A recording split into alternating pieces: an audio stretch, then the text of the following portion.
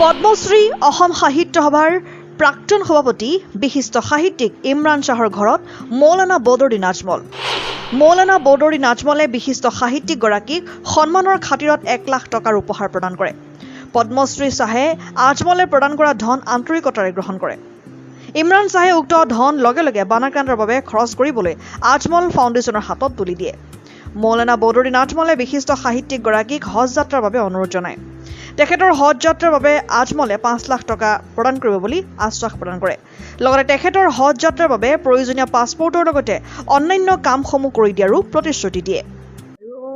না 1 লাখ টাকা গিফট আপনার 10 লাখ টাকা দিলেও কম না পয়সা আরে এইটো হাদিয়া পয়সা নহয় আপনাক এই বয়সত কোনে ৰিশ্বত কিয় দিব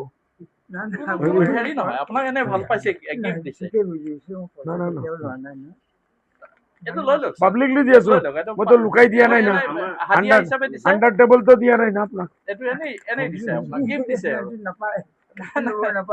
নাই স্যার এটা আপনি মই আপোনালোকৰ ললো আপুনি এই কিটা কই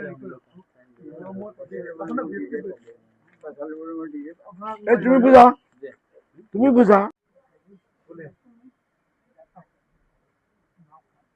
কোনে লিখিছে মেজৰ যিখন কিতাপ 9খন কিতাপ হৈছে তাৰ আপোনাৰ নহয় আপনাৰ উপৰ যে যাও কৰে 9খন কিতাপ লিখিছে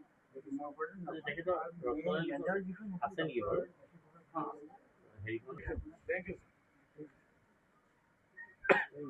4 নম্বৰটো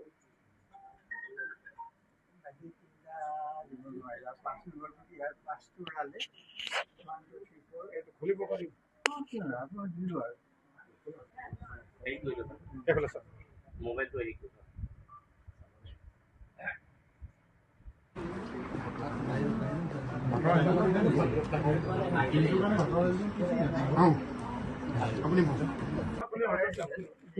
আপনার ঘরে একদম 2 জন লোক 3 জনক ফ্লাইটে পাঠান ওই ডক্টর ডক্টরটা আমার উপরে রাখো আল্লাহ ডক্টর ভাই আপনারা স্যার উমরা যাব লাগেন না না I am ready to set office এটা খাদিম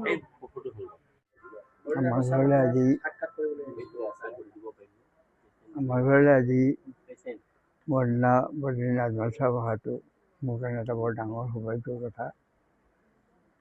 তেখেতে যিটো উদ্দেশ্য লৈ শিৱসাগৰলৈ আহিছে এইটো এটা বৰ মহৎ কাম। এই শিৱসাগৰৰ কাৰণে মই জীৱনটো উৎসৰ্গা কৰিলোঁ। এইবিলাক বহুত দীঘলীয়া কথা। শিৱসাগৰৰ বৰ্তমান যিটো অৱস্থা এতিয়াই আমাৰ জীৱনত আটাইতকৈ দুখদায়ক ঘটনা ঘটিছে। গতিকে এই ক্ষেত্ৰত তেখেতৰ সহায় সহযোগৰ কাৰণে মই কৃতজ্ঞতা প্ৰকাশ কৰিছোঁ এজন শিৱসাগৰীয়া হিচাপে। আৰু তেখেতে মোক যি এটা মৰম কৰি এটা ঠিক এটা উপহাৰ দিছিল সেইটো মই তেখেতৰে যিটো উদ্দেশ্য শিৱসাগৰৰ বানপীড়িতসকলৰ কাৰণে সেই ভাণ্ডাৰে মই সেইটো দিবলৈ পাই মই নিজেই কৃতাৰ্থ অনুভৱ কৰিছোঁ। আৰু বিশেষ আৰু কি ক'ম, তেখেতক মোৰ ফালৰ পৰা সম্পূৰ্ণ সন্মান শ্ৰদ্ধা নিবেদন কৰি ভাল নাপাওঁ। মই সদায় মানুহৰ কথা কওঁ। মই জাতি ধৰ্ম নাজানো, মই মানুহ জানো। আৰু তেখেতে মানুহ বিচাৰি আহিছে আৰু মোকো তেখেতে মানুহ হিচাপে লৈছে। গতিকে আমি যদি মানুহ হওঁ আমাক জাতি কেলৈ লাগে? জাতিটো আমাৰ ব্যক্তিগত কথা ভাই। মই চাৰ্ট পিন্ধি ভাল পাওঁ, আপুনি পাঞ্জাবী পিন্ধি ভাল পায়, সেইটো আপোনাৰ পৰিচয় নেকি বাৰু? খাদ্যটো পৰিচয় নহয়। গতিকে জাতি ধৰ্মৰ কথা আপোনালোকে নক'বচোন, মানুহৰ কথা কওক না, অসমীয়াৰ কথা কওক না। মানুহ এতিয়া থাকিব পৰা নাই, ইয়াত মানুহ থাকিব পৰা নাই, ঘৰৰ মূৰলৈকে পলস হৈছে। সেই সময়তো আপুনি কোনে জাতি কৰিছে কোনে নকৰিছে কেলৈ ভাবি আছে? মানুহৰ কথা ভাবক, মানুহৰ কথা ভাবক। তেখেতে যিখিনি কাম কৰিছে পূৰ্ণ মানৱে কৰিব পাৰে। কোটি কোটি টকা দিব পাৰে বিনা দ্বিধাই যেতিয়া এজন মানুহ হয়।